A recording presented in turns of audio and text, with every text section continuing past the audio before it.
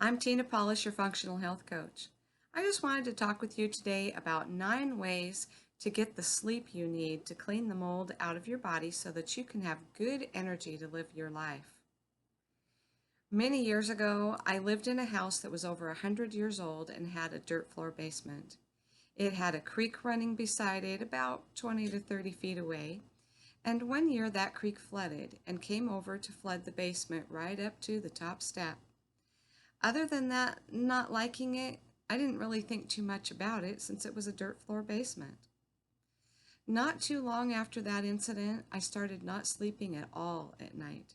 I had slept fairly well before that. I was in a very stressful relationship at the time, so I thought that that was what the problem was, and it was, as any type of stress is the problem. But I spent 1 hour from 8 p.m. to 9 p.m. every evening in my recliner sleeping. The rest of the night, I could not even lay still, much less sleep. The advice at the time that I could find on Dr. Google was to get up and do something else rather than toss and turn. So I did. But what I usually did was get on the computer and do work. I have better sleep hygiene now, but that was a bad idea. I spent many years not being able to lay still and not sleeping. That was really the beginning of my journey to find out I had mold illness. As any of you probably are finding out if you have mold illness, sleep is extremely important. That is when our bodies do most of the work of cleaning and repairing we need. Really good quality sleep to do that. Did you know that our sleep cycle is based on circadian rhythm that runs that cycle? The circadian rhythm uses the light from the sun to regulate sleep cycle, the blue lights mostly. Well, computers and all other screens are also the same type of light.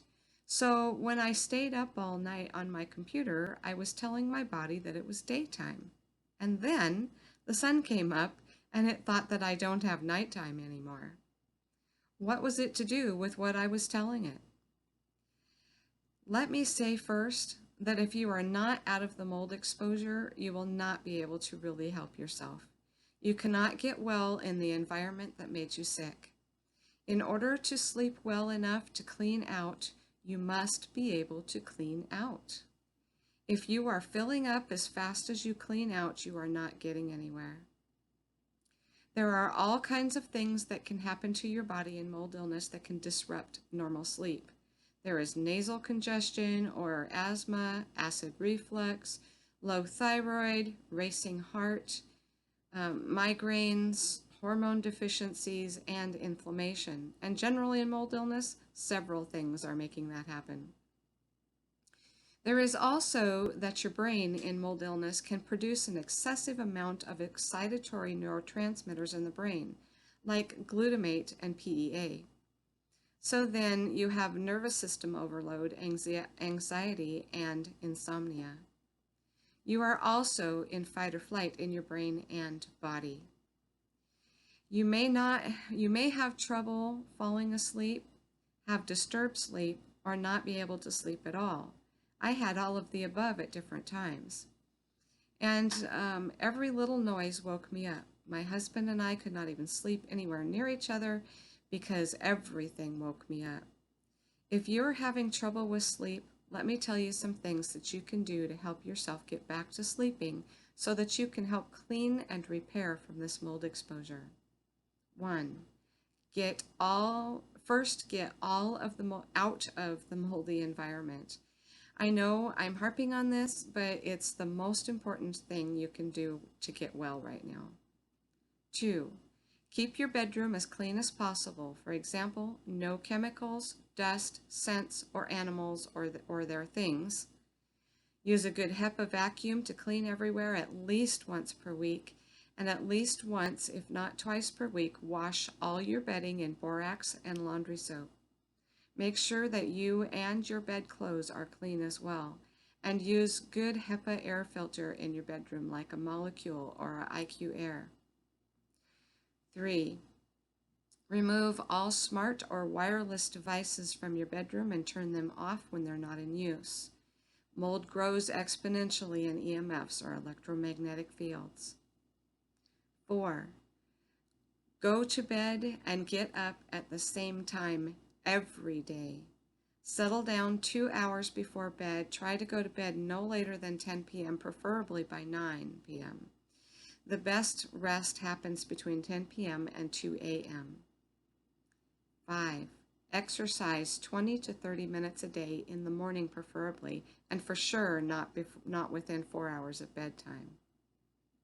6. Wear blue blocker glasses for at least 1 hour before bed, if not 2 hours before, and keep the sleeping area dark. No blue lights at all there. 7. Keep the temperature in your bedroom below 70 degrees, as your natural circadian rhythm is to cool down at night. If you need to wear socks to keep your feet warm, do that. 8. Some good supplements are liposomal melatonin, non-THC liposomal CBD, GABA, magnesium, or L-tryptophan. Take a half an hour to an hour before bed. If that doesn't work, try a combo. Don't use over-the-counter sleep aids, as they are addictive. 9. Make sure you are getting the right amount of water every day. Do half your body weight in ounces of water every day. So in conclusion, you really need to be sleeping well every night to have good energy, not only to have energy for your life, but also for healing. I really hope and pray that you get some relief with these suggestions. And have a mold-free day, and I'll talk to you next time. Thanks.